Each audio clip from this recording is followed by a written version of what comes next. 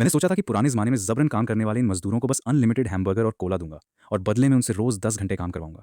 ऊपर से वीकेंड पर ही एक बार मसालेदार चिकन मिलेगा। मुझे पूरा यकीन था कि कुछ ही दिनों में ये लोग बगावत कर देंगे। लेकिन पहले ही दिन इनका रिएक्शन देखकर मैं खुद कंफ्यूज हो गया। एक मजदूर डरते हुए बोला, हुजूर, ये कहीं हमारी आखिरी दावत तो नहीं? तीसरे दिन तक तो इन लोगों के अंदर खौफ बैठ चुका था। हुजूर, कहीं आप हमें मोटा ताज़ा करके मारने की तैयारी तो नहीं कर रहे? और सातवें दिन पूरे के पूरे मजदूर मेरे सामने घुटनों पर आ गए। वांग गेनशैंग ने सिर झुकाकर कहा, हुजूर, आप जिसे मारना चाहेंगे हम उसे मार देंगे।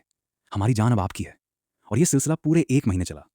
फिर एक दिन इन लोगों ने मुझे पीले रंग का ड्रैगन वाला कपड़ा पहनाने की कोशिश की। वांग गेनशैंग बड़ी मासूमियत से बोला, हुजूर, मौसम ठंडा हो रहा है, एक और कपड़ा पहन लीजिए। मैं उस ड्रैगन वाले कपड़े को काफी देर तक घूरता रहा। फिर मेरे मुंह से बस इतना निकला, अरे भाई, तुम लोगों ने तो मेरी ऐसी हालत कर दी है कि अब मैं सफाई देता फिरूंगा कि मुझे गद्दी नहीं चाहिए, क्योंकि असल कहानी 1 साल पहले शुरू हुई थी। मैं अचानक प्राचीन जमाने में ट्रांसफर हो गया था और मुझे सीमावर्ती इलाके के शुओफांग काउंटी का नया मजिस्ट्रेट बना दिया गया था। ऊपर से मुझे एक सबसे अजीब सिस्टम मिला था, सबसे ताकतवर हैमबर्गर सिस्टम। मैंने सोचा था कि सिस्टम मिल गया है, अब तो जिंदगी सेट है। लेकिन सिस्टम ने शुरुआत में मुझे सिर्फ अनलिमिटेड हैमबर्गर और कोला दिए। और मेरी हालत? शुओफांग काउंटी पूरे साम्राज्य के सबसे दूर दराज इलाकों में से एक था। गरीबी इतनी कि खजाना खोलो तो हवा निकलती थी। ऊपर से पूरे इलाके में भयंकर सूखा पड़ा हुआ था। शहर के बाहर करीब 3,000 शरणार्थी जमा थे, जिनमें से ज्यादातर कई दिनों से भूखे थे। शहर की हालत भी कोई बेहतर नहीं थी। टूटी हुई दीवारें हवा चलने पर तक हिलती थीं। और मेरी यादों के मुताबिक सिर्फ 3 दिन बाद पास के पहाड़ों से ब्लैक विंड गिरोह नीचे उतरने वाला था। नाम था अनाज उधार लेने का, लेकिन असल मतलब था पूरे शहर पर हमला। शुरुआत ही इतनी खराब थी कि इसे नरक वाली मुश्किल कहना भी कम पड़ता। मैं हाथ में पड़े हैमबर्गर को देखता रहा। फिर अचानक मेरे दिमाग में एक आइडिया आया। हैमबर्गर में कैलोरी बहुत होती है, कोला में शुगर बहुत होती है, मतलब जल्दी से शरीर को एनर्जी दो और फिर काम करवाते रहो। मैंने चारों तरफ देखा। मुझे सबसे ज्यादा किस चीज़ की कमी थी? मजदूरों की। और सबसे पहले मुझे शहर की दीवारें ठीक करवानी थी। बस प्लान तैयार। मैंने सोचा, ठीक है, आज से मैं ही ब्लैक हार्टेड ठेकेदार बन जाता हूँ। इन भूखे लोगों को खाना दूंगा, उनकी ताकत वापस लाऊंगा और उनसे शहर की दीवार बनवा लूंगा। मेरे अंदर का डर तुरंत मेरे अंदर के शोषक मैनेजर ने दबा दिया। मैं मुस्कुराया और टूटी फूटी काउंटी ऑफिस से बाहर निकल गया। दरवाजे के सामने सफेद बालों वाला एक बूढ़ा आदमी कई लोगों के साथ खड़ा था। उसका नाम था वांग गेनशेंगी। मुझे देखते ही वो धड़ाम से घुटनों पर गिर गया। हुजूर, हम सबको जीने का एक मौका दे दीजिए। अब और खाना नहीं मिला तो लोग सच में मर जाएंगे। उसके पीछे खड़े लोग भी घुटनों पर बैठ गए। उनकी आंखों में सिर्फ भूख और मायूसी थी। मैंने गला साफ किया और जितना हो सके खुद को रौबदार दिखाने की कोशिश की। सब उठो। अंदर से मेरी हालत खराब थी, लेकिन बाहर से आवाज बिल्कुल सख्त रखी। तुम लोगों की परेशानी मैं समझता हूँ, इसलिए आज से मैं तुम्हें जिंदा रहने का एक मौका दे रहा हूँ। सभी लोगों ने सिर उठाया। मैंने कहा, आज से काउंटी की दीवारों की मरम्मत होगी। मर्द हो या औरत, बूढ़े हो या जवान, जो भी चल सकता है काम करेगा। ये सुनते ही भीड़ में खुसर पुसर शुरू हो गई। हम खुद खड़े नहीं हो पा रहे, काम कैसे करेंगे? एक आदमी ने कमजोर आवाज में कहा, हुजूर, हमें 3 दिन से खाना नहीं मिला। मैंने सिर हिलाया, मुझे पता है। फिर मैंने अपनी आवाज और गंभीर कर ली, इसलिए यहाँ मजदूरी नहीं मिलेगी। बस फिर क्या था? भीड़ पूरी तरह भड़क गई। मजदूरी भी नहीं और काम भी? ये तो हमें मरवाना चाहते हैं, इनसे लड़ो। मैंने देखा कि कई लोगों ने मुट्ठियां कस लीं। दिल अंदर से ढोल की तरह बज रहा था, लेकिन चेहरे पर मैंने वही नकली कठोरता बनाए रखी। असल में मैं यही चाहता था, पहले उन्हें निराशा की आखिरी सीमा तक ले जाना और फिर थोड़ा सा फायदा दिखाना। मैंने ऊंची आवाज में कहा, लेकिन पूरा माहौल अचानक शांत हो गया। खाना मेरी तरफ से मिलेगा। वांग गेनशैंग ने उम्मीद से पूछा, हुजूर, क्या मिलेगा? थोड़ा चावल का दलिया? एक दिन में एक कटोरा भी मिल जाए तो? उसके लिए साफ पानी जैसा पतला दलिया भी किसी दावत से कम नहीं था। मैंने उसे देखा और मन ही मन सोचा, दलिया? सपना देख रहे हो क्या? मैंने हाथ उठाया, खाना लाओ। अगली पल काउंटी ऑफिस के सामने का मैदान हैमबर्गरों के ढेर से भर गया। एक तरफ कागज में लिपटे हैमबर्गरों का पहाड़ था, दूसरी तरफ काली बोतलों का ढेर। बोतलों के अंदर काला बुलबुले वाला कोला था। मांस और ब्रेड की खुशबू पूरे इलाके में फैल गई। 3,000 लोग एक साथ चुप हो गए। उन्होंने शायद अपनी पूरी जिंदगी में इतनी शानदार खुशबू नहीं सूंघी थी। एक आदमी फुसफुसाया, ये क्या है? दूसरे ने कहा, सफेद आटे की रोटी है। तीसरा बोला, अंदर मांस भी है। सभी की नजरें हैमबर्गर पर टिक गईं। भूख के मारे सबके गले से निगलने की आवाज आने लगी। मैंने अपना हैमबर्गर उठाया और उनके सामने एक बड़ा सा निवाला लिया। मांस का रस मुंह में फैल गया। मैंने कहा, यही तुम्हारा खाना है। काम शुरू करने से पहले हर आदमी को एक हैमबर्गर और एक बोतल मिलेगी, और जिसने अच्छा काम किया, मैंने थोड़ा रुक कर कहा, उसे रात में भी खाना मिलेगा। भीड़ पूरी तरह सुन्न थी। वांग गेनशैंग कांपते हुए आगे आया। उसने हैमबर्गर उठाया। गर्म और नरम चीज को हाथ में महसूस करते ही उसे यकीन ही नहीं हुआ कि यह सच है। वो 60 साल से ज्यादा जी चुका था, लेकिन उसने जिंदगी में शायद ही कभी शुद्ध सफेद आटे की रोटी खाई थी। और अब उसके हाथ में मोटे मांस से भरा हैमबर्गर था। उसने धीरे से पहला निवाला लिया। ब्रेड की नरमी, मांस का स्वाद, सॉस की मिठास और खटास, उसके लिए यह बिल्कुल नया अनुभव था। वांग गेनशैंग वहीं जम गया। उसकी आंखों से आंसू बहने लगे। फिर वो अचानक मेरे सामने दोबारा घुटनों पर गिर पड़ा। हाथ में हैमबर्गर को उसने ऐसे पकड़ रखा था जैसे कोई बेशकीमती खजाना हो। हुजूर, वो फूट फूट कर रोने लगा। क्या ये हमारी आखिरी दावत है? मैं हक्का बक्का रह गया। उसे लगा कि हम जैसे लोग इतने अच्छे खाने के लायक हो ही नहीं सकते। उसके हिसाब से मैं जानता था कि ये लोग वैसे भी मरने वाले हैं, इसलिए मरने से पहले इन्हें पेट भर खाना खिला रहा हूँ। उसके पीछे बाकी शरणार्थियों ने भी पहला निवाला लिया, और फिर चारों तरफ रोने की आवाज गूंज उठी। मैंने जिंदगी में इतना अच्छा खाना नहीं खाया। माँ, देख रही हो, तुम्हारा बेटा आज मांस खा रहा है। हुजूर, शुक्रिया, हम आपको दूसरी दुनिया में भी याद रखेंगे। मैं आधा हैमबर्गर हाथ में लिए उन्हें देखता रह गया। आखिरी दावत? अरे भाई, तुम लोग गलत समझ रहे हो। मैं तो बस तुम्हारी मेहनत निचोड़ने आया था। ये पूरा प्लान कहाँ उल्टा चला गया? 3,000 लोग मेरे सामने रो रहे थे। मैंने सिर पकड़ लिया। मेरे हिसाब से तो ये क्लासिक शोषक मालिक वाला प्लान था। लंबे काम के घंटे, कोई मजदूरी नहीं, बस पेट भरने लायक हाई कैलोरी खाना। मेरे हिसाब से ये तो सीधा विलन वाला तरीका था, लेकिन इनके हिसाब से ये आखिरी वक्त की दया थी। मैंने मजबूरी में जोर से कहा, किसने कहा कि ये आखिरी दावत है? खाना खत्म करो और काम पर लग जाओ, दीवार बनानी है। और ध्यान रखना, जो शाम तक काम में सुस्ती करेगा उसे रात का खाना नहीं मिलेगा। मुझे लगा मेरी आवाज़ में पूरी तरह ब्लैक कैपिटलिस्ट वाली सख्ती है, लेकिन इन लोगों ने फिर मेरी बात का कुछ और ही मतलब निकाल लिया। एक आदमी ने तुरंत पूछा, बड़े साहब, मतलब रात में भी खाना मिलेगा? मैंने चिढ़कर कहा, हाँ, बस फिर क्या था। पूरा मैदान खुशी से गूंज उठा। ये आखिरी दावत नहीं है, रात में भी खाना मिलेगा, और अगर अच्छा काम किया तो रोज मिलेगा। बड़े साहब तो साक्षात देवता हैं। वांग गेनशेंग तो खुशी से कांपने लगा। वो तुरंत खड़ा हुआ और बाकी सबको चिल्लाकर बोला, सबने सुन लिया? बड़े साहब हमें मारना नहीं चाहते, वो हमें जिंदा रखना चाहते हैं। सब पेट भर खाओ, ताकत लगाकर बड़े साहब की दीवार बनाओ, और जिसने काम में सुस्ती की, मैं वांग गेनशेंग उसका हिसाब करूंगा। 3000 शरणार्थी तुरंत बर्गर पर टूट पड़े। फिर उन्होंने सावधानी से कोला की बोतलें खोली। जैसे ही पहले आदमी ने वो मीठा बुलबुले वाला पेय पिया, वो कुछ सेकंड तक बिल्कुल चुप रहा। उसे लगा जैसे उसके शरीर के अंदर अचानक ताकत दौड़ गई हो। उसने बोतल को देखकर कहा, ये काला पानी जरूर कोई दिव्य पेय है। इसके बाद एक लोगों ने कोला पीना शुरू कर दिया। हर तरफ हैरानी की आवाजें आने लगीं। 3 दिन की भूख से जो कमजोरी उनके शरीर में थी, वो खाना खाने के बाद काफी कम महसूस होने लगी। मैं दूर खड़ा उन्हें देख रहा था और मेरे मन में बस एक ही सवाल था, अरे ये तो सिर्फ बर्गर और कोला है, इतना भी क्या हो गया? लेकिन मुझे यह समझ नहीं आया था कि इस दौर में आम लोगों को साल भर में भी कितनी बार पेट भर खाना मिलता होगा। सफेद आटा और भरपूर मांस उनके लिए बेहद दुर्लभ चीजें थी। ऊपर से मीठा और शुगर वाला कोला। कई दिनों से भूखे शरीर को वो सीधा तेज एनर्जी जैसा महसूस हो रहा था। पेट भरते ही मुझे किसी को दोबारा काम के लिए कहना तक नहीं पड़ा। वांग गेनशेंग सबसे आगे था, और उसके पीछे आदमी हो या औरत, जो चल सकता था वो औजार उठाकर टूटी हुई दीवार की तरफ दौड़ पड़ा। कोई पत्थर उठा रहा था, कोई मिट्टी ढो रहा था, कोई दीवार खड़ी कर रहा था। पूरा काम अचानक इतनी तेजी से शुरू हुआ कि मैं खुद हैरान रह गया। जिस बड़े पत्थर को उठाने के लिए पहले 10 लोगों की जरूरत पड़ती थी, अब 3-4 मजबूत आदमी बर्गर खाने के बाद उसे भी उठा ले रहे थे। और कुछ ही समय में टूटी हुई दीवार एक एक हिस्से में ऊपर उठने लगी। मैं सरकारी इमारत के बाहर खड़ा ये सब देखता रह गया। मेरे मुंह से बस इतना निकला, ये इतनी तेजी से कैसे काम कर रहे हैं? मैंने सोचा था कि कई दिनों से भूखे लोगों को खाना देने के बाद बस थोड़ी ताकत वापस आएगी, लेकिन सामने जो हो रहा था वो तो शरणार्थियों की भीड़ नहीं लग रही थी। ऐसा लग रहा था जैसे 3000 लोग अचानक एक साथ निर्माण मजदूरों की मशीन बन गए हो। 3 दिन बीत गए और कई दशकों से डाकुओं के हमलों में टूटी पड़ी शुओफांग की दीवार चमत्कार की तरह दोबारा खड़ी हो चुकी थी, बल्कि इस बार वो पहले से भी ऊंची और मोटी थी। इन 3 दिनों में मेरा काम बस समय पर खाना देना था। सुबह, दोपहर और रात, तीनों वक्त बर्गर और कोला की कोई कमी नहीं थी। और दूसरी तरफ शरणार्थी भी जैसे मशीन बन चुके थे। खाना और सोना छोड़कर उनका पूरा दिन काम में निकल रहा था। यहां तक कि उन्होंने खुद ही शिफ्ट बना ली। दिन के 24 घंटे निर्माण स्थल पर कोई ना कोई मौजूद रहता। अब मुझे सच में कुछ समझ नहीं आ रहा था। नहीं, कुछ तो गड़बड़ है। मैं टूटी हुई कुर्सी पर बैठकर बर्गर खा रहा था और लगातार सोच रहा था, इतनी मेहनत, इतने लंबे घंटे, फिर भी कोई शिकायत नहीं। उल्टा जब भी ये लोग मुझे देखते, उनकी आंखों में एक अजीब सी चमक होती। वो सिर्फ शुक्रगुजारी नहीं थी, उसमें श्रद्धा भी थी और थोड़ा डर भी। आखिर ये लोग मेरे बारे में सोच क्या रहे थे? मैंने फैसला किया कि रात में खुद उनके रहने की जगह जाकर सुनूंगा कि ये आपस में क्या बात करते हैं। रात काफी हो चुकी थी। मजदूरों की झोंपड़ियों में कोई आग नहीं जल रही थी, फिर भी कोई सोया नहीं था। सारे लोग अंधेरे में एक साथ बैठे हुए थे। बीच में वांग गेनशिंग बैठा था। उसने धीमी आवाज में पूछा, सब लोग बताओ, इन 3 दिनों में तुम्हें क्या महसूस हुआ? एक मजबूत आदमी बोला, गांव के मुखिया, मुझे लग रहा है जैसे मेरे शरीर की ताकत खत्म ही नहीं होती। दूसरा बोला, मुझे भी। फिर एक जवान आदमी उत्साहित होकर बोला, और बड़े साहब जो खाना देते हैं? उसके बाद वो थोड़ा रुका। सबसे खास चीज वो काला पानी है। दिन भर काम करके चाहे कितना भी थक जाओ, बस उसे पीते ही फिर से जान आ जाती है। वांग गेनशेंग ने गंभीरता से सिर हिलाया, फिर बोला, मैं 60 साल से ज्यादा जी चुका हूं, दुनिया थोड़ी देखी है। जो हम खा रहे हैं उसे बर्गर कहते हैं। ये सफेद आटे की रोटी और बेहतरीन मांस से बना है, और उस काले पानी को कोला कहते हैं। उसे पीते ही शरीर में ताकत लौट आती है। फिर उसने चारों तरफ देखा, लेकिन क्या तुम लोगों ने कभी सोचा है इतना शानदार खाना हमें क्यों दिया जा रहा है? हम जैसे शरणार्थियों को तो छोड़ो, शायद राजधानी की सबसे अच्छी सेना को भी रोज ऐसा खाना न मिलता हो। पूरा कमरा शांत हो गया। सब एक दूसरे का चेहरा देखने लगे। वांग गेनशेंग ने धीरे धीरे कहा, यह बात बिल्कुल सामान्य नहीं है। मैं बहुत सोच चुका हूं और मुझे सिर्फ एक ही संभावना दिखाई देती है। सभी की निगाहें उसी पर टिक गईं। वो बोला, बड़े साहब, हमारी सेना तैयार कर रहे हैं और हमें खास किस्म के मरने वाले सैनिकों की तरह तैयार किया जा रहा है। कमरे में अचानक सन्नाटा छा गया। किसी ने धीरे से पूछा, मरने वाले सैनिक? वांग गेनशेंग ने समझाया, ये वो लोग होते हैं जिन्हें ताकतवर लोग खास मिशनों के लिए पालते हैं। उन्हें सबसे अच्छा खाना दिया जाता है, सबसे अच्छी देखभाल मिलती है, ताकि जरूरत पड़ने पर वो बिना सवाल किए अपनी जान तक दे दें। एक आदमी डरते हुए बोला, तो क्या बड़े साहब हमें इतना अच्छा खाना इसलिए दे रहे हैं ताकि बाद में हमें मरने भेज सकें? वांग गेनशिंग ने तुरंत उसे डांट दिया, इसे मरने के लिए भेजना कहते हो? ये तो हमारे लिए सबसे बड़ा मौका है। वो खड़ा हो गया। उसकी आवाज में अजीब सा जोश था। हम कौन थे? भूखे शरणार्थी। समाज में हमारी कोई इज्जत नहीं थी, लेकिन अब क्या है? बड़े साहब ने हमें वो सम्मान दिया है जो हमने कभी देखा तक नहीं। उन्होंने हमें ऐसा खाना दिया जो शायद बड़े बड़े अमीर भी रोज नहीं खा सकते। और उन्होंने अपना असली मकसद सीधे इसलिए नहीं बताया क्योंकि ये गुप्त योजना है। अगर ये बात बाहर निकल गई तो पूरा दरबार हिल सकता है।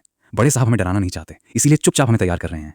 वांग गेनशिंग की बातों ने सबके अंदर कुछ जगा दिया। एक आदमी बोला, मुखिया सही कह रहा है। दूसरा बोला, आज से ये जान बड़े साहब की है। जो भी बड़े साहब का अपमान करेगा, मैं सबसे पहले उसके खिलाफ खड़ा हूंगा। माहौल इतना गर्म हो गया कि कुछ लोग अपनी उंगली तक काटकर दीवार पर खून से अपनी निष्ठा लिखने को तैयार हो गए। उसी वक्त झोंपड़ी का पर्दा उठा। मैं जम्हाई लेते हुए अंदर आ गया। मैं बस ये देखने आया था कि ये लोग सोए या नहीं, और साथ में ये भी बताना था कि इतना काम मत करो कि कहीं कोई बेहोशी न हो जाए, वरना मेरी ब्लैक कैपिटलिस्ट वाली इमेज सच में खराब हो जाती। मैंने उन्हें देखते हुए पूछा, इतनी रात को सब लोग यहाँ क्या कर रहे हो? तुम लोगों में इतनी एनर्जी कहाँ से आ रही है? फिर मैंने बस इतना कहा, कल थोड़ा आराम से काम करना, जल्दी सो जाना। इतना कहकर मैंने एक और जम्हाई ली और बाहर निकल गया। मेरे जाते ही पूरी झोंपड़ी में सन्नाटा छा गया। कुछ देर तक कोई कुछ नहीं बोला। फिर वांग गेनशिंग कांपती आवाज में बोला, तुम लोगों ने देखा? एक आदमी बोला, हाँ मुखिया। वांग गेनशिंग ने कहा, बड़े साहब आधी रात में भी खुद निरीक्षण कर रहे थे। वो हमारी वफादारी जांच रहे थे। हम अभी जोर से बातें कर रहे थे। अगर उन्होंने हमें शोर करते हुए देख लिया होता तो शायद उन्हें लगता कि हम भरोसे के लायक नहीं हैं। बाकी लोग भी तुरंत समझ गए। तो बड़े साहब का जल्दी सोने के लिए कहना भी एक संकेत था। वो चाहते हैं कि हम अपनी ताकत बचाकर रखें ताकि जब असली मिशन आए हम पूरी तरह तैयार रहें। सभी ने एक साथ सिर झुका लिया। उन्हें लगने लगा कि वो बड़े साहब की बात समझने में अब तक कितने नादान थे। फिर उन्होंने मेरी तरफ जाते हुए दरवाजे की दिशा में देखा। उनकी आंखों में पहले से भी ज्यादा श्रद्धा थी।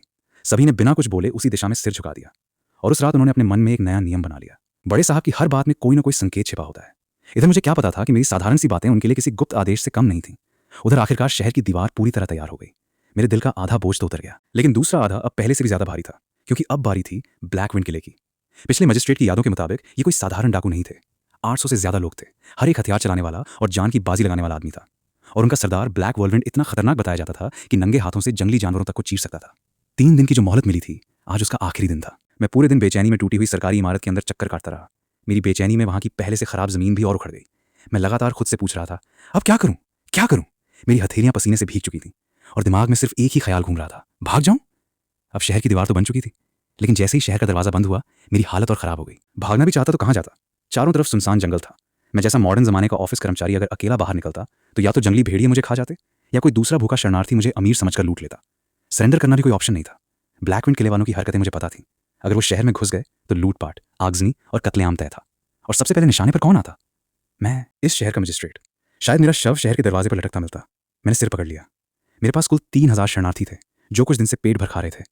हाँ, उनकी ताकत पहले से काफी बढ़ गई थी, लेकिन उनके हाथों में ढंग के हथियार तक नहीं थे। दूसरी तरफ ब्लैकविंड किले के 800 ताकतवर डाकू थे। घोड़े, तलवारें, भाले, सब कुछ उनके पास था। मैंने मन ही मन सिस्टम को पुकारना शुरू कर दिया। सिस्टम, कम से कम कोई शुरुआती गिफ्ट तो दे।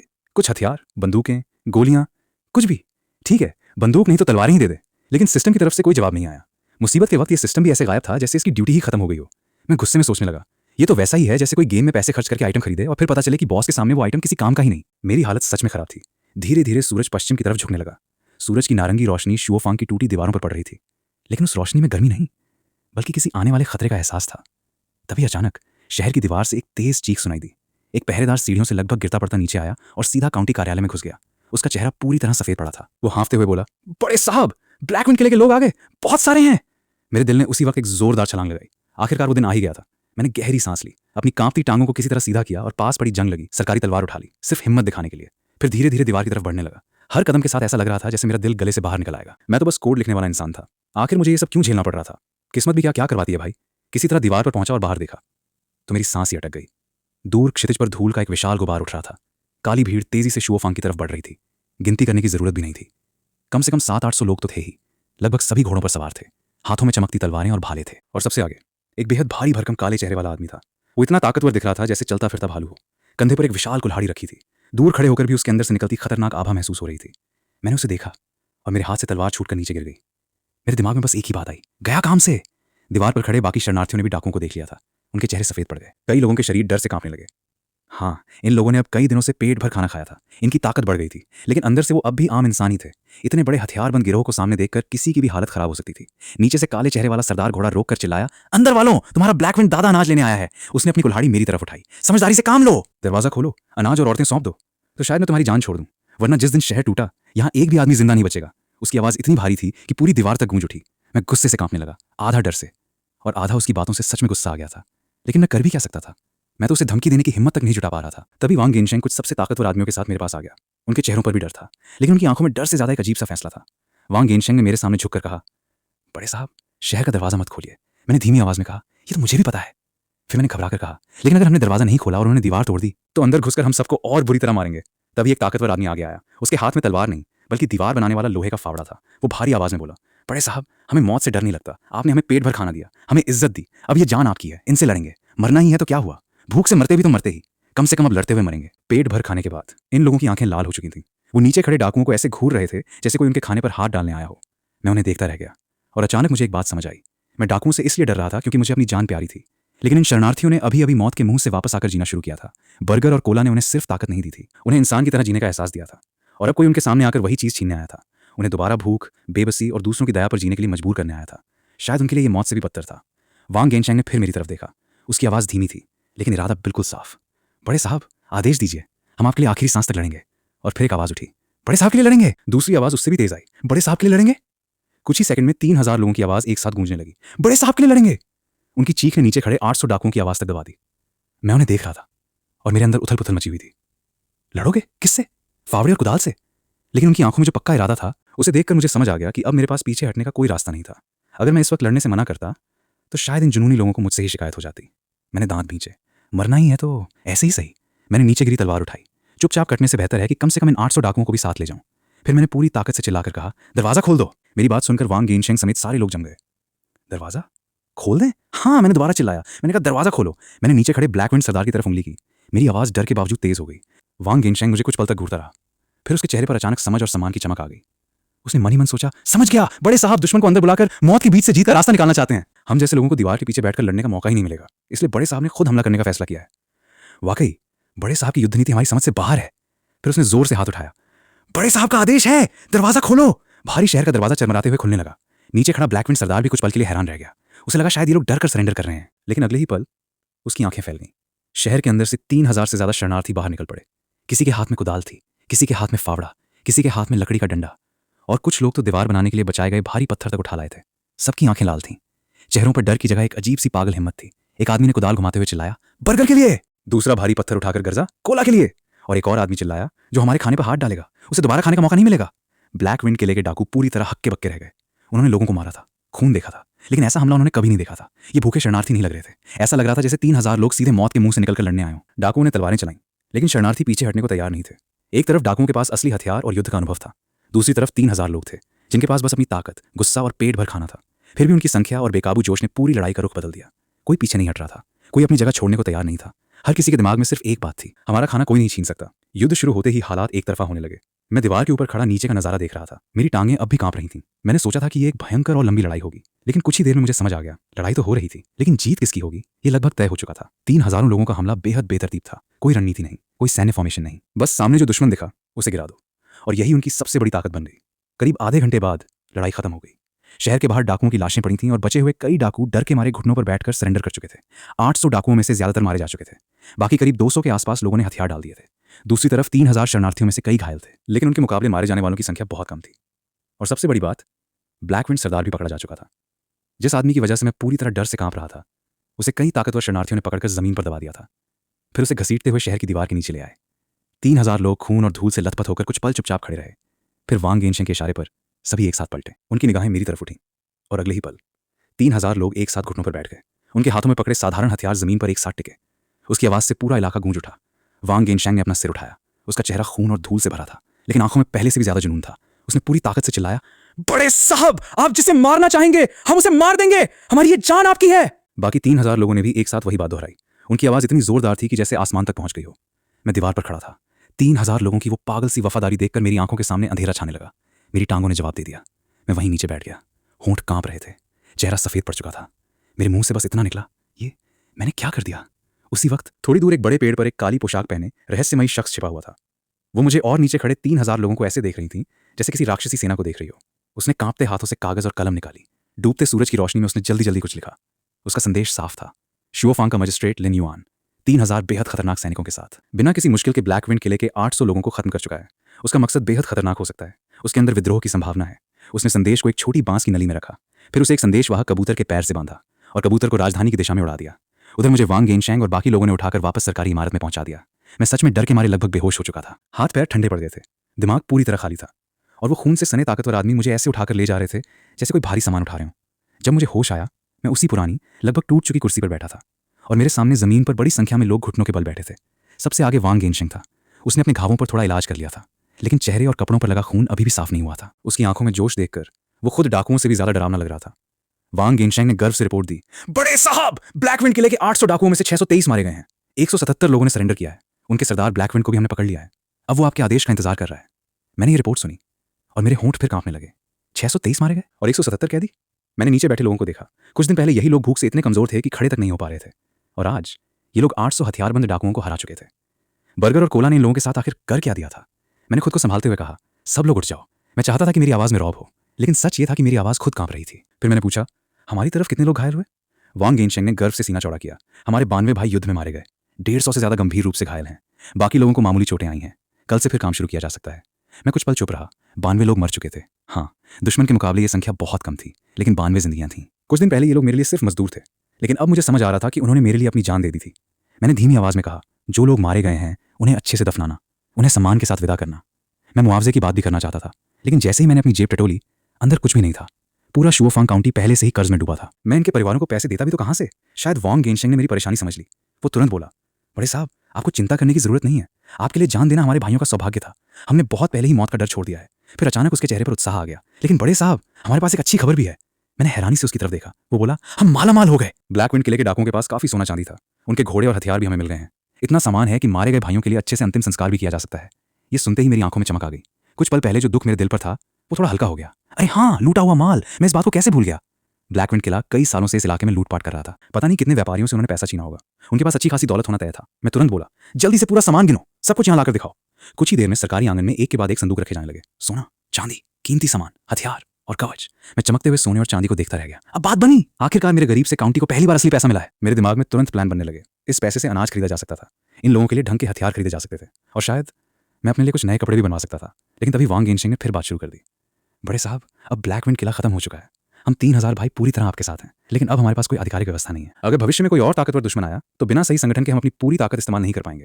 फिर उसने सम्मान से सिर झुकाया। इसलिए मेरी गुस्ताखी माफ करें। हमारे समूह को एक नाम दीजिए और हमें एक आधिकारिक सैन्य व्यवस्था दीजिए। मैं ये सुनकर सन्न रह गया। ये क्या नई मुसीबत है? अब इन्हें बाकायदा सेना भी बनानी है? मैंने नीचे देखा। 3000 लोगों की आंखों में वही पागल श्रद्धा थी, और मेरे मन में डर की घंटी बजने लगी। मैं तो बस एक ऐसा मजिस्ट्रेट बनकर रहना चाहता था जो आराम से अपनी जिंदगी काट दे। मुझे कोई सेना नहीं बनानी थी। अगर राजधानी तक खबर पहुंच गई कि मैंने अपनी निजी सेना खड़ी कर ली है तो सीधा विद्रोह का इल्जाम रख सकता था। मैंने तुरंत हाथ हिलाकर कहा, अरे ये सब बाद में देखेंगे, अभी इसकी कोई जल्दी नहीं है। आज सब लोग बहुत थक गए हैं, पहले आराम करो और खाना खाओ। फिर मैंने अपना सबसे बड़ा हथियार निकाल लिया। आज रात एक्स्ट्रा खाना मिलेगा। बर्गर जितना चाहो खाओ, कोला भी जितना चाहो पीना। मैंने सोचा था कि खाना सुनते ही बात बदल जाएगी, लेकिन वांग गेनशेंग ने गंभीरता से सिर हिला दिया। नहीं बड़े साहब, नाम के बिना व्यवस्था अधूरी रहती है। जब हमने आपको अपना स्वामी माना है तो हमारे समूह का एक सम्मानजनक नाम भी होना चाहिए। ये नाम आपकी प्रतिष्ठा भी दिखाएगा। फिर नीचे बैठे सभी लोग एक साथ बोल उठे, बड़े साहब हमें नाम दीजिए, नाम दीजिए। मैंने सिर पकड़ लिया। नाम दूं? क्या नाम दूं? बर्गर देवता दल, कोला शहीद दस्ते? नहीं, ये नाम अगर राजधानी तक पहुंच गए तो मेरी तो इज्जत ही खत्म हो जाएगी। मैं जल्दी जल्दी कोई बहाना सोचने लगा। फिर मैंने गला साफ किया और चेहरे पर जितनी हो सके उतनी रहस्यमयी शक्ल बनाई। मैंने गंभीर आवाज में कहा, इस मामले पर मैं पहले से विचार कर रहा हूं। सिर्फ नाम होना कोई बड़ी बात नहीं। नाम तो बस एक पहचान है। असली ताकत नाम में नहीं होती।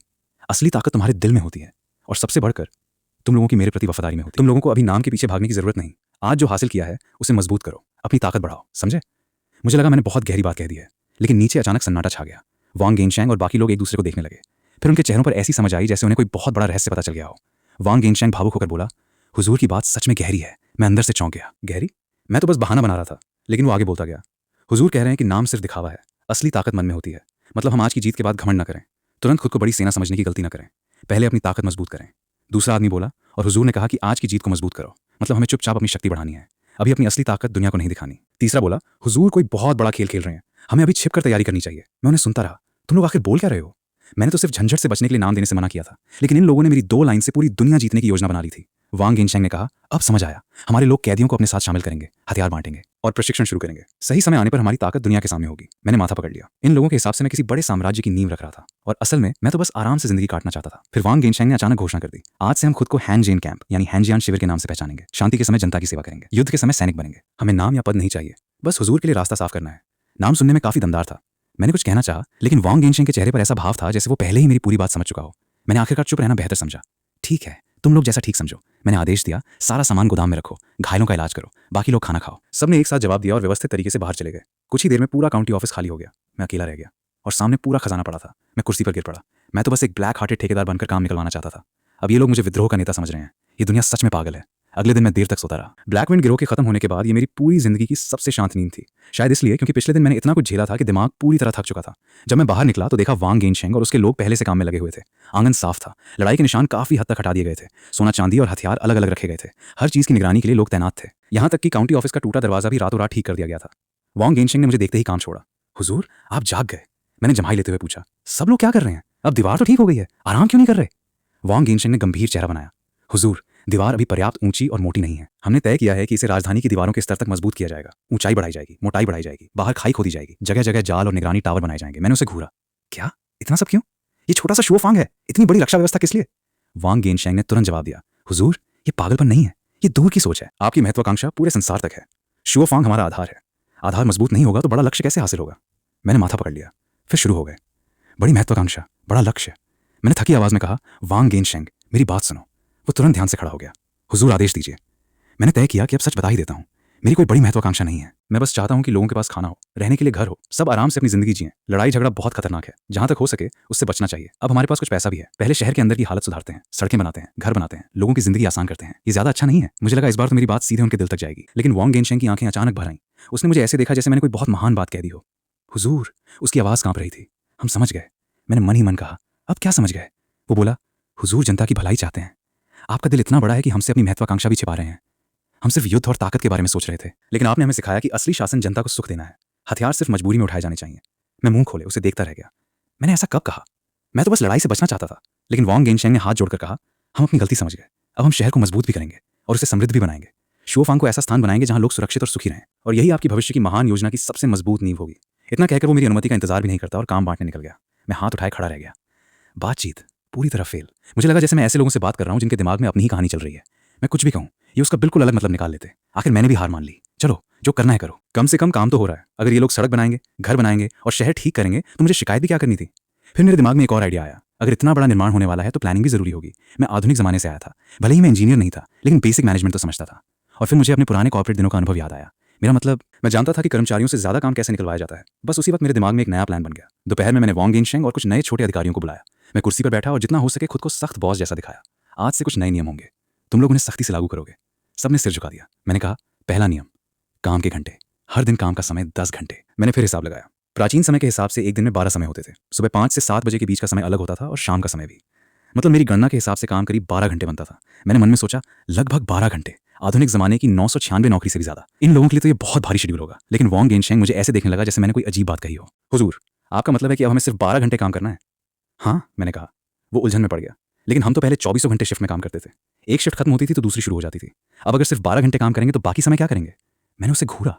मैं तुम्हें कम काम करवाने की कोशिश कर रहा हूं। मैं तुम्हें बचाना चाहता हूं कि कहीं तुम मर ही ना जाओ। लेकिन ये बात मैंने मन में ही रखी। बाहर से मैंने कहा, ये आदेश है। शरीर ही असली पूंजी है। अगर शरीर ठीक नहीं होगा तो काउंटी के लिए कैसे काम करोगे? काम और आराम के बीच संतुलन जरूरी है। इसी से लंबे समय तक ताकत बनी रहती है। फिर मैंने एक और सुरक्षित शब्द जोड़ दिया। ये मेरी सैनिकों को तैयार करने की नीति है। बस सैनिकों को तैयार करने की बात सुनते ही वांग गेनशेंग की आंखें चमक उठी। समझ गया। हुजूर, हमें सिर्फ मेहनत करना नहीं सिखा रहे, आप आराम और शरीर की रिकवरी का महत्व भी सिखा रहे हैं।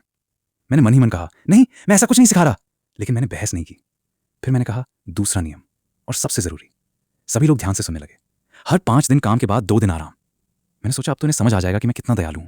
लेकिन सामने फिर सन्नाटा छा गया। वांग गेनशेंग मुझे ऐसे देखने लगा जैसे मैंने दुनिया की सबसे अजीब बात कही हो। काफी देर बाद उसने कांपती आवाज में पूछा, हुजूर, मतलब 5 दिन काम करने के बाद हमें 2 दिन काम नहीं करना होगा? मैंने गर्व से सिर हिलाया। हाँ। एक आदमी ने तुरंत पूछा, तो उन 2 दिनों में खाना कौन देगा? मैंने कहा, खाना तो मिलेगा ही। आराम वाले दिन भी हैमबर्गर और कोला हमेशा की तरह। बस मेरी बात सुनते ही माहौल बदल गया। वांग गेनशेंग धड़ाम से घुटनों पर गिर पड़ा। उसकी आंखों से आंसू निकल आए। हुजूर, ऐसा मत कीजिए। मैं हक्का बक्का रह गया। क्यों? वो रोते हुए बोला, हमने अभी आपके लिए कुछ खास किया ही क्या है? हमें रहने की जगह मिली, काम मिला, पेट भर खाना मिला। अब 2 दिन बिना काम किए भी पूरा खाना? हम ऐसा कैसे स्वीकार कर सकते हैं? मैंने माथा पकड़ लिया। भाई, मैं तुम्हें छुट्टी दे रहा हूं, लेकिन नीचे के लोग भी घुटनों पर गिर चुके थे। हम आराम नहीं करेंगे, हम काम कर सकते हैं, हमें छुट्टी नहीं चाहिए। ऐसा लग रहा था जैसे मैंने उन्हें छुट्टी नहीं बल्कि सजा सुना दी हो। मैं पूरी तरह टूट गया। मैं बस इंसानों जैसा मैनेजमेंट करना चाहता था, लेकिन ये लोग छुट्टी को भी पाप समझ रहे थे। आखिरकार मुझे समझौता करना पड़ा। हर 10 दिन काम के बाद सिर्फ 1 दिन आराम, और आराम वाले दिन खाना आधा। ये फैसला भी उन्होंने खुद रोते रोते स्वीकार करवाया। उनका मानना था कि जो दिन काम नहीं करेगा उसे पूरा खाना नहीं मिलना चाहिए। मैंने सोचा, ठीक है, कम से कम अब कोई नियम तो बना। इस तरह शुओफांग की नई व्यवस्था शुरू हुई। हर दिन लगभग 12 घंटे काम, 10 दिन काम के बाद 1 दिन आराम। और फिर निर्माण का काम पहले से भी ज्यादा तेज हो गया। वांग गेनशेंग और उसके लोगों ने मेरे आराम और ताकत के संतुलन वाले विचार को बाकायदा एक सिद्धांत बना दिया। सुबह के 4 समय सिर्फ भारी शारीरिक मेहनत, बड़े पत्थर उठाना, नींव खोदना, दीवारें बनाना। उनके हिसाब से ये सब शरीर को मजबूत करने का अभ्यास था। दोपहर में खाना और आराम, लेकिन वो सिर्फ खाना खाकर आराम नहीं करते थे। उनका मानना था कि हैमबर्गर और कोला में बहुत ज्यादा ऊर्जा होती है, इसलिए उसे शरीर में पूरी तरह पचाने के लिए ध्यान लगाना जरूरी है। और फिर रोज दोपहर एक अजीब नजारा दिखाई देता। 3000 से ज्यादा मजबूत आदमी, हर किसी के हाथ में एक हैमबर्गर, एक बोतल कोला, खाना खत्म करते ही जमीन पर पालथी मारकर बैठ जाते, आंखें बंद, चेहरे गंभीर, जैसे किसी प्राचीन साधना में लगे हों। मैंने पहली बार ये नजारा देखा तो मेरे मुंह की कोला लगभग बाहर निकल गई। भाई, इन लोगों ने सच में हैमबर्गर को अमृत समझ लिया है। दोपहर के बाद फिर भारी काम शुरू होता, और रात को काम खत्म होने के बाद भी आराम नहीं। वांग गेनशेंग सभी जवानों को इकट्ठा करता, यहां तक कि जो पुराने डाकू अब उनके साथ शामिल हो चुके थे उन्हें भी प्रशिक्षण दिया जाता। हथियार कम थे, इसलिए कई बार कुदाल और फावड़े ही अभ्यास के हथियार बन जाते। कोई खास तकनीक नहीं, बस ताकत लगाओ, सामने वाले पर वार करो, दूसरा बचाओ, फिर पलटकर हमला करो। हर रात मैदान से हथियारों की आवाज और लोगों की चीखें सुनाई देती। बाहर से देखने वाला सोचता कि फिर से युद्ध शुरू हो गया। और मैं अब सब देखकर थक चुका था। मैं न रोक सकता था, न रोकना चाहता था। मेरी जिंदगी का सबसे बड़ा काम बस इतना रह गया था, समय पर सिस्टम से हैमबर्गर और कोला निकालना, फिर इन लोगों को खाते देखना, फिर उन्हें काम करते देखना, फिर उन्हें ध्यान लगाते देखना। फिर उन्हें प्रशिक्षण करते देखना। मुझे कभी कभी लगता मैं मजिस्ट्रेट कम और चिड़ियाघर का खाना देने वाला ज्यादा हूँ। देखते ही देखते 10 दिन बीत गए। पहला आराम वाला दिन आ गया। मैंने सोचा आज तो आखिर ये लोग आराम करेंगे। सुबह सुबह मैं आराम से सो रहा था, तभी बाहर से ऐसी जोरदार आवाज आई कि मेरी नींद खुल गई। मैं नींदी आंखों से बाहर निकला और सामने का नजारा देखकर मैं फिर से समझ गया कि ये लोग सामान्य इंसान नहीं है, क्योंकि आराम वाले दिन भी इन लोगों ने काम बंद नहीं किया था। उल्टा उस दिन सब लोग रोज से भी पहले उठ चुके थे। लेकिन छुट्टी के दिन भी आराम करने के बजाय पूरा मैदान ऐसी ट्रेनिंग में लगा था जिसे देखकर मेरा दिमाग ही घूम गया। कोई बड़े बड़े पत्थर उठा रहा था, कोई आपस में लड़ रहा था और कुछ लोग लाइन लगाकर लकड़ी के मोटे खम्भों पर जोर जोर से मुक्के मार रहे थे। हर तरफ धड़ाम धड़ाम की आवाज गूंज रही थी।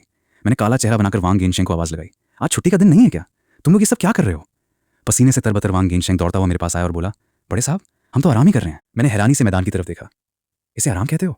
वो आदमी खुदकुशी करने की तैयारी कर रहा है क्या? वांग गेनशेंग ने तुरंत सिर हिलाया। बड़े साहब आपने गलत समझा। आपने हमें सिखाया था कि काम और आराम के बीच संतुलन होना चाहिए। हमने बहुत सोच विचार किया और आखिरकार इसका असली मतलब समझ लिया।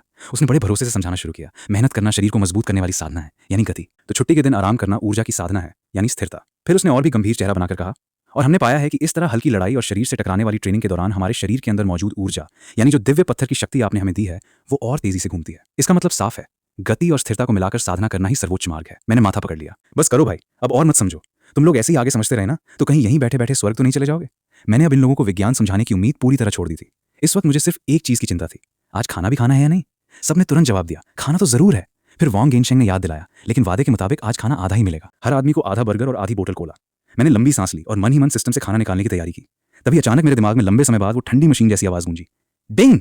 आपकी देखरेख में रहने वाली आबादी लगातार 3000 से अधिक हो चुकी है। इलाके का निर्माण शुरुआती स्तर पर पहुंच गया है। समृद्धि में थोड़ी वृद्धि हुई है। सिस्टम अपग्रेड की शर्तें पूरी हो चुकी हैं। नया मेन्यू अनलॉक किया जा रहा है, वीकेंड स्पेशल माजियाओ चिकन। मैं वहीं रुक गया। सिस्टम सच में अपग्रेड हो गया था और इस बार नया खाना था, माजियाओ चिकन। मैंने उसका विवरण पढ़ा। ये हाई प्रोटीन और हाई कैलोरी खाना था जिसमें खास मसाले मिलाए गए थे। इसे खाने के बाद थोड़े समय के लिए शरीर की क्षमता काफी बढ़ जाती थी और इंसान एक बेहद उत्तेजित अवस्था में पहुंच जाता था। दर्द का एहसास कम हो जाता था और ताकत व रफ्तार 30% तक बढ़ जाती थी। हालांकि ये वीकेंड स्पेशल था, इसलिए हर 7 दिन में सिर्फ एक बार ही मिल सकता था। मैंने विवरण पढ़ते पढ़ते आंखें बड़ी कर लीं। ताकत बढ़ेगी, रफ्तार बढ़ेगी और दर्द भी कम महसूस होगा। ये खाना है या सीधा रेजरेक्शन वाला पावर अप? भले ही इसका कूलडाउन 7 दिन का था, लेकिन सही वक्त पर यह किसी बड़े हथियार से कम नहीं था। मेरी सारी परेशानी एक पल में गायब हो गई और तभी नीचे ट्रेनिंग कर रहे 3000 लोगों को देखकर मेरे दिमाग में एक आइडिया आया। मैंने गला साफ किया और जानबूझकर सबका ध्यान अपनी तरफ खींचा। तुम लोगों ने मेहनत से साधना की है और इतनी तेजी से तरक्की की है, ये देखकर मैं बहुत खुश हूँ। मैंने भी उनकी तरह भारी भरकम अंदाज अपनाते हुए कहा, इसलिए आज मैं तुम्हें एक नई दिव्य वस्तु प्रदान करने का फैसला करता हूँ। नई दिव्य वस्तु का नाम सुनते ही पूरा मैदान रुक गया। 3000 से ज्यादा लोगों की निगाहें एक साथ मेरी तरफ उठ गईं। उनकी आंखों में जिज्ञासा भी थी और उम्मीद भी। उन्हें पहले से लगता था कि बर्गर और कोला भले ही चमत्कारी हों, लेकिन बड़े साहब के पास इससे भी ज्यादा शक्तिशाली चीजें जरूर होंगी। और आज आखिरकार उन्हें लग रहा था कि वो चीज सामने आने वाली है। मैंने हाथ घुमाकर कहा, खाना लाओ। अगले ही पल काउंटी ऑफिस के मैदान में अचानक तेल वाले कागज में लिपटे ढेर सारे गर्म पैकेट दिखाई देने लगे और जैसे ही वो पैकेट सामने आए, उनकी जबरदस्त खुशबू पूरे मैदान में फैल गई। उस खुशबू में तीखापन था, मसालों की गर्मी थी और चिकन की ऐसी खुशबू थी कि सिर्फ सूंघने भर से मुंह में पानी आने लगा। 3000 लोगों ने एक साथ लार निकली। अगर बर्गर की खुशबू पेट को खुश करती थी तो इस माजियाओ चिकन की खुशबू सीधा इंसान की आत्मा को खींच रही थी। एक आदमी हैरानी से बोला, ये कैसी दिव्य चीज है। दूसरा अपनी नाक के पास हाथ ले जाकर बोला, सिर्फ खुशबू से ही मेरा खून उबलने लगा है। वांग गेनशेंग भी खुद को रोक नहीं पाया। वो कांपते हुए आगे बढ़ा और एक गर्म पैकेट उठा लिया। गर्मी और मसालेदार खुशबू उसके चेहरे तक पहुंच रही थी। उसने बेहद सावधानी से कागज खोला। अंदर पूरी की पूरी चिकन थी, जिस पर गाढ़ी लाल चमकदार चटनी लगी हुई थी। ऊपर हरे सिचुआन, पेपरकॉर्न और लाल सूखी मिर्च बिखरी हुई थी। वांग गेनशेंग ने तुरंत एक चिकन लेग तोड़ा और गर्म होने की परवाह किए बिना मुंह में डाल लिया। जैसे ही चिकन का स्वाद उसके मुंह में पहुंचा, उसकी आंखें फैल गईं। मांस बेहद नरम था, चटनी का स्वाद गहरा और भरपूर था और उसके बाद सिचुआन पेपरकॉर्न की तेज झंझनाहट जीभ पर बिजली की तरह दौड़ गई। फिर मिर्च की गर्मी गले में आग की तरह उतर गई। लेकिन अजीब बात यह थी कि तीखापन और झंझनाहट एक दूसरे से लड़ने के बजाय आपस में ऐसे घुल गए कि स्वाद और भी जबरदस्त हो गया। वांग गेनशेंग का पूरा शरीर अकड़ गया। उसे लग रहा था जैसे वो खाना नहीं खा रहा, बल्कि आग का गोला निकल रहा है। उसके पेट से एक गर्म लहर उठी और देखते ही देखते पूरे शरीर में फैल गई। उम्र की वजह से कमजोर हो चुका उसका शरीर अचानक ऐसी ताकत से भरने लगा जैसे उसके अंदर पिघला हुआ लावा दौड़ रहा हो। वांग गेनशेंग ने खुद को रोक नहीं पाया और आसमान की तरफ देखकर जोरदार दहाड़ लगा दी। उसकी आवाज पूरे इलाके में गूंज उठी। उसका झुर्रियों से भरा चेहरा लाल हो चुका था और उसकी आंखों में असामान्य चमक दिखाई दे रही थी। पूरा आदमी ऐसा लग रहा था जैसे अचानक 20 साल जवान हो गया हो। बाकी लोग ये देखकर पूरी तरह सन्न रह गए। गांव के मुखिया को क्या हो गया? उसने वो चीज खाते ही जैसे अपना पूरा इंसान ही बदल लिया। फिर किसी ने चिल्लाकर कहा, जल्दी करो, मुझे भी चाहिए। अगले ही पल पूरा मैदान हिल गया। सब लोग माजियाओ चिकन की तरफ दौड़ पड़े। पहले एक आदमी ने खाया, फिर दूसरे ने, फिर तीसरे ने, और जब आखिरकार 3000 से ज्यादा लोगों ने उसका पहला निवाला खा लिया तो पूरा शुओफांग काउंटी जंगली दहाड़ों और चीखों से गूंज उठा। 3000 से ज्यादा लोग लाल चेहरे लिए खड़े थे। उनके शरीर से गर्म भाप निकल रही थी और आंखों में अजीब सी उग्रता दिखाई दे रही थी। उन्हें महसूस हो रहा था कि उनके अंदर इतनी ताकत भर चुकी है कि शरीर फट जाएगा। उन्हें उस ताकत को किसी भी तरह बाहर निकालना था। मैंने सामने खड़े इन लोगों को देखा तो मेरे कदम खुद पीछे हटने लगे। ये लोग ऐसे लग रहे थे जैसे किसी ने इन्हें सुपर पावर वाला एनर्जी बूस्टर खिला दिया हो। मुझे पता था कि इसका असर अच्छा होगा, लेकिन इतना अच्छा होगा ये मैंने सपने में भी नहीं सोचा था। ये माजियाओ चिकन नहीं था, ये तो सीधा बरसक पोषण था। मैंने कांपती आवाज में कहा, मैंने तो बस तुम्हें नया खाना चखाने के लिए दिया था, तुम लोग थोड़ा शांत रहो। लेकिन मेरी आवाज उस आसमान फाड़ देने वाली दहाड़ के सामने पूरी तरह दब चुकी थी और इस तरह शुओफांग काउंटी का पहला छुट्टी वाला दिन शुरू होने के कुछ ही देर बाद पूरी तरह अफरा तफरी में बदल गया। माजियाओ चिकन खाने वाले 3,000 से ज्यादा लोग अपनी ऊर्जा निकालने के लिए एक दूसरे से भिड़ने लगे। काउंटी ऑफिस के बाहर का मैदान देखते ही देखते उनका लड़ाई का मैदान बन गया। कोई खाली हाथ लड़ रहा था तो कोई लकड़ी के डंडे लेकर एक दूसरे पर टूट पड़ा। हर मुक्के और हर लात के साथ हवा तक कटने लगी। इन लोगों की ताकत इतनी बढ़ चुकी थी कि उनके हमले पहले से कई गुना ज्यादा भारी हो गए थे। उन्हें दर्द का भी जैसे एहसास नहीं हो रहा था। किसी को चोट लगती तो वो बस दांत दिखाकर हंसता और अगले ही पल उससे भी ज्यादा जोर से पलटवार कर देता। यहाँ तक कि वो लकड़ी के खंभों वाला ट्रेनिंग एरिया भी ज्यादा देर नहीं टिक पाया। आधे घंटे के अंदर ही मोटे मोटे लकड़ी के खंभे एक एक करके टूट कर बिखर गए। जो खंभे पहले कई लोगों की ताकत सह लेते थे, उन्हें ये लोग ऐसे तोड़ रहे थे जैसे गन्ना तोड़ रहे हो। मैं काउंटी ऑफिस के अंदर छिपकर दरवाजे की दरार से बाहर का नजारा देख रहा था। मेरे दिल की धड़कन तेज हो चुकी थी। ये लोग इंसान हैं भी या नहीं? ये तो चलते फिरते हाई पावर रोबोट बन गए हैं। अब मुझे अपने फैसले पर थोड़ा पछतावा होने लगा था। अगर मुझे पहले पता होता कि इस माजियाओ चिकन का असर इतना खतरनाक होगा तो मैं इसे बाहर ही नहीं निकालता। अगर किसी दिन इन लोगों ने ज्यादा खा लिया और अपना कंट्रोल खो दिया और गलती से मेरा ही काउंटी ऑफिस उखाड़ दिया तो? मैं डरते डरते मन ही मन सिस्टम को पुकारने लगा। सिस्टम, क्या इसका कोई इलाज है? या कम से कम इसके साइड इफेक्ट्स की जानकारी तो दे। लेकिन सिस्टम हमेशा की तरह बिल्कुल ठंडा रहा। कोई जवाब नहीं। अब मेरे पास सिर्फ एक ही रास्ता था, उम्मीद करना कि इसका असर जल्दी खत्म हो जाए। अच्छी बात यह थी कि उनकी ये उग्र अवस्था ज्यादा देर तक नहीं चली। दोपहर होते होते माजियाओ चिकन का असर धीरे धीरे कम होने लगा। उत्तेजना की जगह अचानक जबरदस्त थकान ने ले ली। सुबह भर पागलों की तरह लड़ने वाले सारे मजबूत आदमी अब एक एक करके जमीन पर गिर चुके थे। कुछ इधर पड़े थे, कुछ उधर, और देखते ही देखते पूरा मैदान खर्राटों से गूंजने लगा। तभी मुझे हिम्मत हुई कि काउंटी ऑफिस से बाहर निकलूं। सामने जमीन पर लोग ऐसे पड़े थे जैसे पूरा मैदान युद्ध के बाद बचा हुआ हो। चारों तरफ टूटी लकड़ियां और बिखरा हुआ सामान पड़ा था। मैंने लंबी सांस ली। आखिरकार सब शांत हो गया। सबसे पहले वांग गेनशैंग की आंख खुली। उसने भारी सिर को हिलाया और अपने शरीर की हालत महसूस की। अगले ही पल उसके चेहरे पर हैरानी और खुशी दोनों आ गईं। उसे महसूस हुआ कि सुबह की उस जबरदस्त लड़ाई के बाद उसका शरीर पहले से भी मजबूत हो चुका था। उम्र की वजह से जिन ऊर्जा नाड़ियों में रुकावट महसूस होती थी, वो जैसे उस शक्तिशाली ऊर्जा से पूरी तरह साफ हो गई थी। उसे अपने शरीर के अंदर गर्म ऊर्जा का बहाव तक साफ महसूस होने लगा। वांग गेनशैंग की आंखों में चमक आ गई। दिव्य वस्तु, ये बर्गर और कोला से कहीं ऊंचे स्तर की चीज है। वो खुशी से कांपने लगा और तभी उसके दिमाग में मेरी सारी हरकतों का एक नया मतलब बनने लगा। उसने मान लिया कि बर्गर और कोला सिर्फ शरीर की नींव मजबूत करने के लिए थे। उनसे शरीर में ताकत और ऊर्जा जमा होती थी, जबकि माजियाओ चिकन उससे भी ऊंचे स्तर की साधना के लिए था। उसकी जबरदस्त शक्ति शरीर के अंदर मौजूद रुकावट को तोड़ती थी और जमा हुई ऊर्जा को और ज्यादा शक्तिशाली ताकत में बदल देती थी। और खाने के बाद पैदा होने वाली उग्रता और लड़ने की इच्छा भी उसके हिसाब से इसी प्रक्रिया का हिस्सा थी। एक ऐसी परीक्षा जिसमें साधक को अपनी अतिरिक्त ऊर्जा निकालकर अपने मन पर काबू रखना पड़ता था, तभी वो उस शक्ति को पूरी तरह अपना बना सकता था। वांग गेनशैंग ने काउंटी ऑफिस की तरफ देखा। उसकी आंखों में मेरे लिए सम्मान और श्रद्धा पहले से कहीं ज्यादा बढ़ चुकी थी। उसके लिए मैं अब सिर्फ दूरदर्शी अधिकारी नहीं था।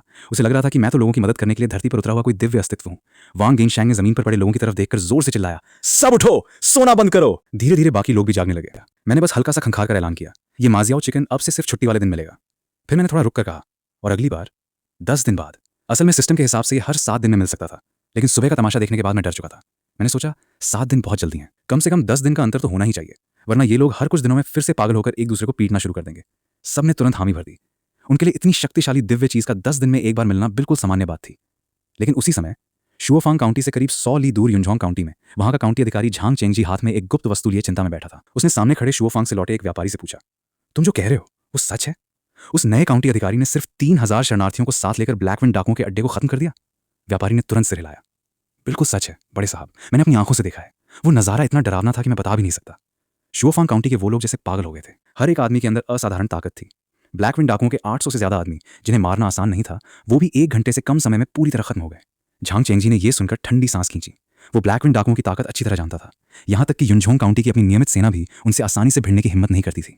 उसने गंभीर होकर पूछा, आखिर वो लिन युआन है कौन? उसके पास इतनी ताकत आखिर आई कहां से? व्यापारी ने तुरंत एक और बात बताई, बड़े साहब, बात सिर्फ इतनी नहीं है।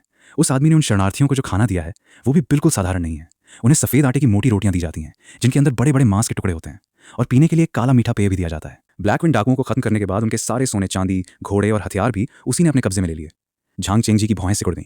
सफेद आटा, मांस और काला मीठा पानी, ऐसी सुविधा उसने कभी नहीं सुनी थी। शुओफांग काउंटी कितना गरीब है ये हर कोई जानता था, इसलिए उसके मन में तुरंत एक शक पैदा हुआ, लिन युआन के पास ये सब अपने आप नहीं आ सकता, मतलब उसके पीछे जरूर कोई बड़ी ताकत है। और अब जब उसने ब्लैकविंड डाकुओं की दौलत भी अपने कब्जे में कर ली थी, तो इसका मतलब था कि वो आदमी अब और भी अमीर हो चुका था। झांग चेंगजी जितना सोचता गया, उसका लालच उतना ही बढ़ता गया।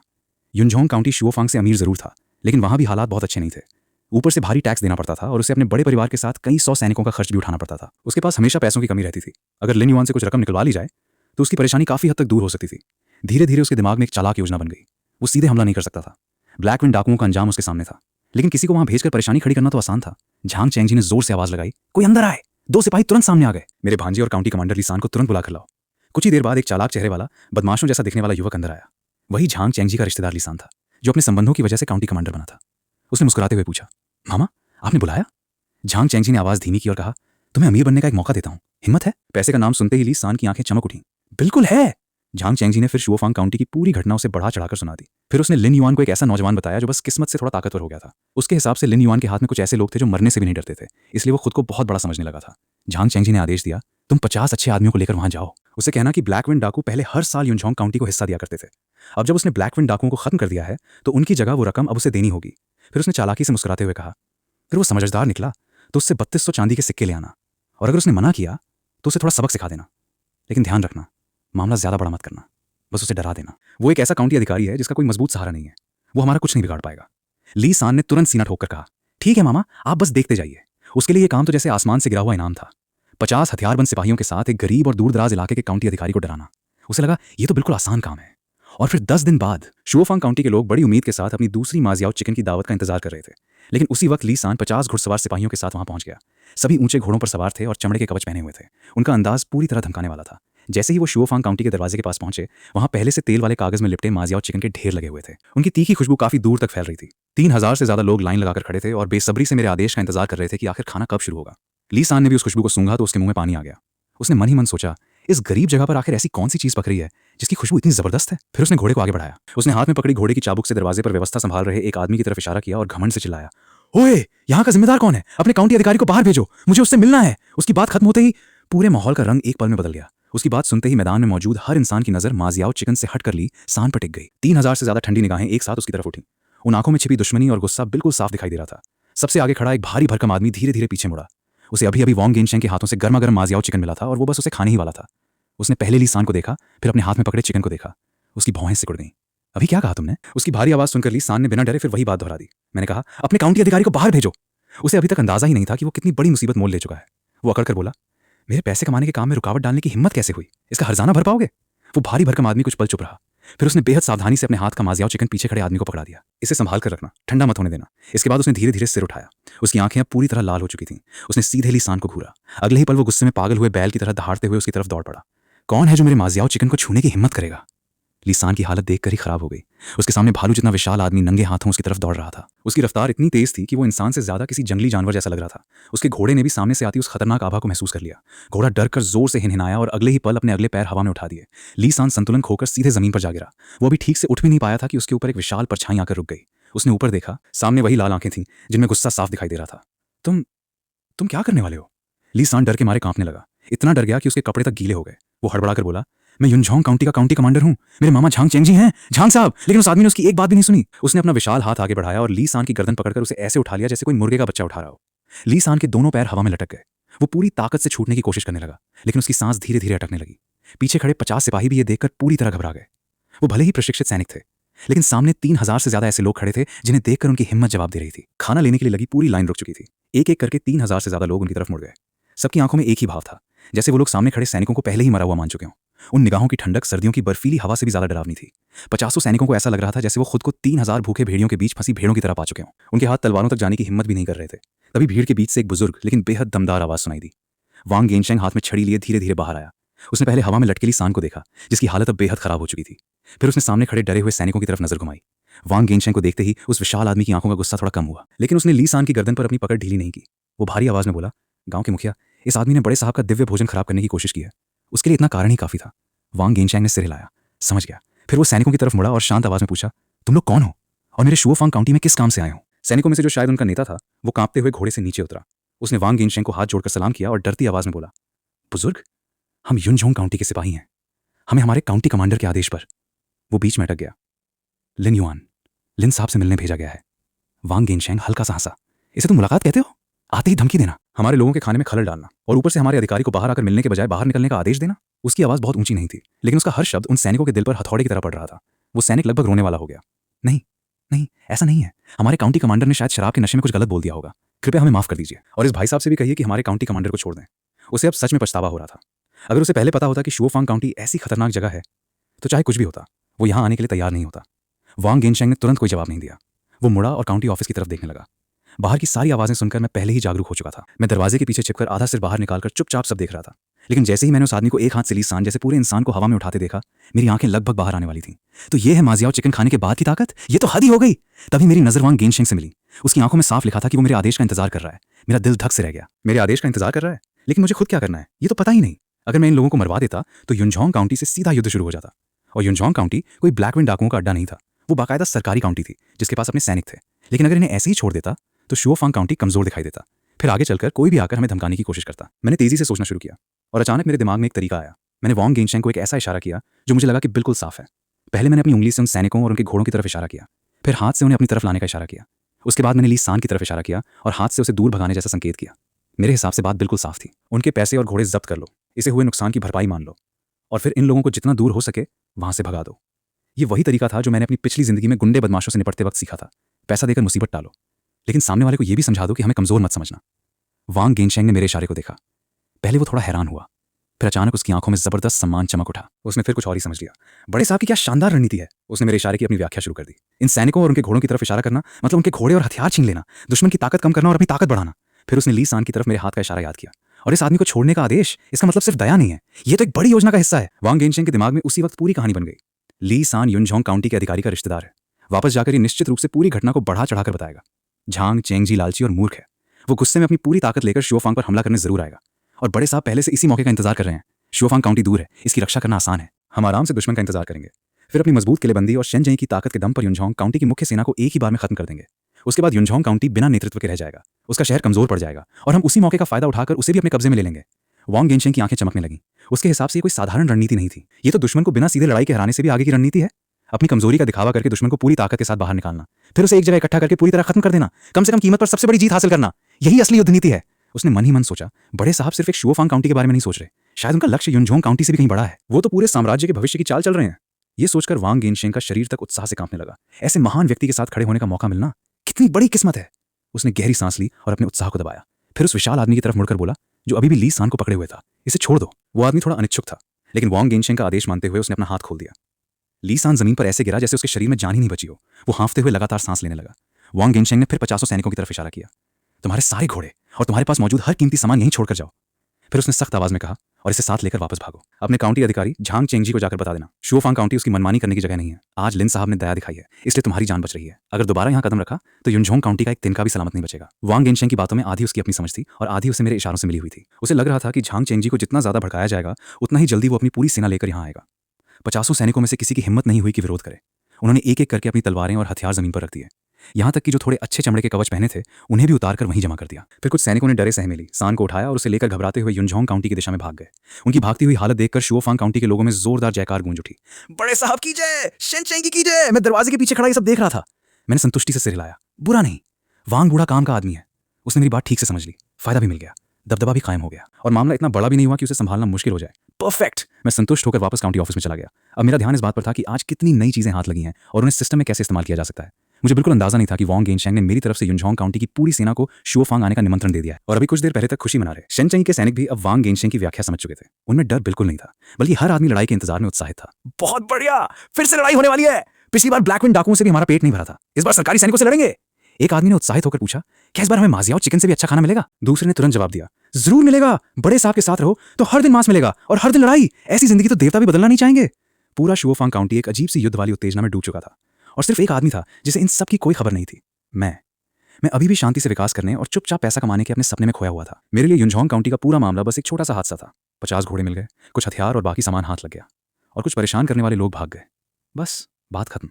वांग गेनशेंग ने जाते वक्त युनझोंग काउंटी को धमकी दी थी कि अगली बार पूरा इलाका उजाड़ देंगे, लेकिन मैंने उस बात को गंभीरता से लिया ही नहीं। मेरे हिसाब से अगर युनझोंग काउंटी का अधिकारी थोड़ा भी समझदार होगा तो शुओफांग के लोगों की ताकत देखने के बाद चुपचाप मामला खत्म कर देगा। इसलिए मेरी जिंदगी पहले जैसी ही चलती रही। सुबह निर्माण का काम देखना, समय पर सबको बर्गर और कोला देना, हर 10 दिन में माजियाओं चिकन बांटना और फिर काउंटी ऑफिस में जाकर आराम से बैठ जाना। साथ ही ये सोचना कि जब्त किए गए सामान को सिस्टम के जरिए ज्यादा उपयोगी चीजों में कैसे बदला जाए। लेकिन मुझे ये नहीं पता था कि मेरी गैर मौजूदगी में मेरे लोगों ने अपनी ताकत और संगठन को और आगे बढ़ाना शुरू कर दिया था। वांग गेनशेंग, ये बूढ़ा गांव का मुखिया, अब मेरे तथाकथित महान नेतृत्व से पूरी तरह प्रभावित हो चुका था और अब वो शेनचेंगी का मुख्य प्रशिक्षक और संगठन का सबसे बड़ा मार्गदर्शक बन चुका था। उसने 3000 से ज्यादा लोगों को और ज्यादा व्यवस्थित तरीके से अलग अलग हिस्सों में बांटना शुरू कर दिया। सबसे पहले थे मूल 3000 शरणार्थी। ये शेनचेंगी का असली केंद्र थे। इनकी वफादारी सबसे ज्यादा थी और शरीर भी सबसे मजबूत थे। इसके बाद ब्लैक विंड डाकुओं के 100 से ज्यादा पकड़े गए लोग थे। वांग गेनशेंग ने उनका भी बाकायदा विचार परिवर्तन कर दिया था। असल में पहले उन्हें 3 दिन भूखा रखा गया और फिर बर्गर कोला खिला दिया गया। अब वो भी रोते रोते लिन साहब के लिए जान देने को तैयार थे। इन लोगों को सहायक दस्ते में शामिल कर दिया गया। उधर शुओफांग काउंटी में अब रोज भरपेट खाना और यहाँ तक कि मांस मिलने की खबर आसपास के इलाकों में तेजी से फैलने लगी। नतीजा ये हुआ कि आसपास के ऐसे शरणार्थी जिनके पास खाने तक का इंतजाम नहीं था अपने परिवारों के साथ शुओफांग आकर बसने लगे। लेकिन वांग गेनशेंग ने नए लोगों के लिए भी सख्त नियम बना दिए। कोई भी नया आदमी तुरंत शेनचेंगी में शामिल नहीं हो सकता था, उसे तुरंत बर्गर भी नहीं मिलता था। सबसे पहले उसे सिर्फ पतली खिचड़ी जैसी खाने की चीज़ मिलती और छोटे मोटे काम करने पड़ते, जैसे कचरा साफ करना, नहर बनाना और दूसरे ज़रूरी काम। इस चरण को कहा गया निरीक्षण अवधि। अगर इस दौरान उसका प्रदर्शन अच्छा रहा और वो लिन साहब के महान कामों के प्रति पर्याप्त सम्मान दिखाता, तभी उसे रिजर्व दस्ते में जाने की अनुमति मिलती। रिजर्व दस्ते को बर्गर मिलता था, लेकिन कोला नहीं। उन्हें ज़्यादा मेहनत करनी पड़ती थी और हर दिन वांग गेनशैंग की खास विचार शिक्षा क्लास भी करनी पड़ती थी। मतलब रोज़ बैठकर मेरी महानता, मेरी दूरदर्शिता और मेरी दयालुता की कहानियां सुननी पड़ती थीं। जो लोग रिजर्व के सारे परीक्षण पास कर लेते, वही आखिर में मेरे प्रति पूरी तरह वफादारी की शपथ लेते और शेनजाई के असली सदस्य बनते, और तब जाकर उन्हें बर्गर के साथ कोला भी मिलता। इस पूरी प्रक्रिया से जो लोग आखिर तक टिकते, वो लगभग सभी मेरे प्रति बेहद आभारी और कट्टर वफादार बन चुके थे, और मुझे इसकी जरा भी खबर नहीं थी। मैंने सिर्फ इतना नोटिस किया कि हाल के दिनों में काउंटी की आबादी बढ़ती जा रही है और रोज बांटे जाने वाले बर्गर की संख्या भी लगातार बढ़ रही है। मैंने एक दिन वांग गेनशेंग से पूछा, आखिर इतने नए लोग कहाँ से आ रहे हैं? वो तुरंत गंभीर चेहरा बनाकर बोला, बड़े साहब की दया और महानता की खबर दूर दूर तक फैल रही है, इसलिए शरणार्थी खुद चलकर आपके पास आ रहे हैं। ये समृद्धि और महान शासन का संकेत है। मैं उसकी बात पूरी तरह समझ नहीं पाया, लेकिन जब सिस्टम पैनल देखा तो सच में मेरे अधीन लोगों की संख्या तेजी से बढ़ रही थी, और मेरे लिए ये अच्छी खबर थी, क्योंकि ज्यादा आबादी का मतलब था भविष्य में सिस्टम के और नए मेन्यू अनलॉक होने की संभावना। इसलिए मैंने ज्यादा सवाल नहीं पूछे और वांग गेनशैंग की इस भर्ती प्रक्रिया को अनजाने में मंजूरी दे दी। लेकिन उसका काम सिर्फ लोगों को व्यवस्थित करना नहीं था, उसने सैन्य ट्रेनिंग में भी बड़ा बदलाव कर दिया। उसे समझ आ गया था कि सिर्फ ताकत बढ़ाना और एक दूसरे से लड़ते रहना ज्यादा असरदार नहीं है। इसलिए उसने बर्गर से शरीर की नींव मजबूत करने, कोला से ऊर्जा वापस लाने और माजियाओ चिकन से युद्ध जैसी उग्र शक्ति बढ़ाने वाली अपनी अजीब थ्योरी के आधार पर शेनजी के लिए एक नई ट्रेनिंग पद्धति बना डाली। उसने पूरी सेना को 3 हिस्सों में बांट दिया। पहला हिस्सा था भारी कवच वाली तलवार और भारी हथियारों की टुकड़ी। इसमें सबसे लंबे और ताकतवर 1000 लोगों को चुना गया। इनकी रोज की ट्रेनिंग बेहद कठिन थी। ये लोग ब्लैकविंड डाकुओं से मिले पुराने कवच पहनते, उन्हें खुद मरम्मत करके मजबूत करते और सबसे भारी हथियार उठाकर अभ्यास करते। इनमें लंबे हथौड़े और भारी कुल्हाड़ियां सबसे ज्यादा इस्तेमाल होती थीं। उनकी ट्रेनिंग में जोरदार प्रहार और एक साथ आगे बढ़कर हमला करना शामिल था, और उनकी खाने की मात्रा सबसे ज्यादा थी। उन्हें रोज बाकी लोगों से एक बर्गर ज्यादा मिलता था। वांग गेनशेंग के हिसाब से सेना की सबसे मजबूत धार को सबसे ज्यादा ऊर्जा चाहिए थी। दूसरा हिस्सा था विशेष तीरंदाज दस्ता। इसमें करीब 500 ऐसे सैनिक चुने गए जिनकी नजर तेज और हाथ स्थिर थे। उनके पास ब्लैकविंड डाकुओं से मिली धनुष बाण की थोड़ी संख्या थी, लेकिन धनुष कम थे और उनकी क्वालिटी भी खास नहीं थी। इसलिए वांग गेनशैंग उन्हें पहाड़ों में ले गया। वहां उन्हें पत्थर फेंककर निशाना लगाना सिखाया गया। उसका नियम साफ था, 50 कदम की दूरी से भागते हुए खरगोश को पत्थर से सटीक निशाना बनाओ। जब तक पत्थर से उतनी ही सटीकता हासिल न हो जाए जितनी धनुष बाण से होती है, तब तक ट्रेनिंग पूरी नहीं मानी जाएगी। और उनकी नजर तेज करने के लिए वांग गेनशेंग ने खास खाने की मांग रखी। उन्हें रोज आधी बोतल कोला ज्यादा चाहिए था। उसका मानना था कि कोला पीने से दिमाग तरोताजा होता है, इसलिए शायद आंखों की रोशनी भी बेहतर होती होगी। मैंने जब उसकी ये अजीब दलील सुनी तो पहले तो मना करने वाला था, लेकिन वांग गेनशेंग की वो बेहद गंभीर शक्ल देखकर मैंने आखिरकार हामी भर दी। तीसरा और सबसे बड़ा हिस्सा था शेनजन थोचियिंग। बाकी सभी लोग इसी दस्ते में शामिल थे। इनमें सहायक दस्ते से आगे बढ़कर सर्शिक सदस्य बने लोग भी शामिल थे। इनका काम था मुख्य लड़ाकू दस्तों की मदद करना। युद्ध के समय ये भारी हथियारों वाली पहली टुकड़ी के पीछे चलते, फिर बचे हुए दुश्मनों को खत्म करना, युद्ध भूमि साफ करना और जरूरत पड़ने पर संख्या के दम पर दुश्मन को दबा देना इनकी जिम्मेदारी थी। हालांकि वांग गेनशेंग इन्हें कभी बलि का बकरा नहीं कहता था। उसने इनका नाम रखा था चट्टान। उसके हिसाब से ये शेनचेंगी की सबसे मजबूत नींव थे। इनकी ट्रेनिंग भी सबसे ज्यादा अलग अलग तरह की थी। हाथापाई, एक साथ हमला करना और तरह तरह के अजीब औजारों का इस्तेमाल करना। इस तरह मेरी जानकारी के बिना ही शुओफांग काउंटी में एक बेहद संगठित सेना तैयार हो रही थी। हर आदमी का काम तय था, हर दस्ते की अपनी भूमिका थी। और सबसे मजेदार बात यह थी कि उनकी पूरी ट्रेनिंग एक ऐसी अजीब साधना की थ्योरी पर चल रही थी जिसका मुझे खुद कोई अंदाजा नहीं था। वो रोज पागलों की तरह ट्रेनिंग करते, उतनी ही तेजी से निर्माण का काम करते, और मेरी हर छोटी सी बात में कोई ना कोई गहरा संकेत ढूंढ लेते। जैसे एक दिन मुझे लगा कि शहर में हर जगह खुले में शौच करना बेहद गंदा है और इससे बीमारी फैल सकती है। मैंने वांग गेनशेंग को बुलाकर शहर में कई सार्वजनिक शौचालय बनवाने को कहा। मेरे लिए ये बस सफाई का काम था, लेकिन वांग गेनशेंग के लिए ये फिर एक महान रणनीति थी। उसने लोगों से कहा, तुम लोग समझ रहे हो बड़े साहब इतने गहरे और बड़े गड्ढे क्यों खुदवा रहे हैं? ये सिर्फ शौचालय नहीं है, ये छिपे हुए सुरंग मार्ग हैं।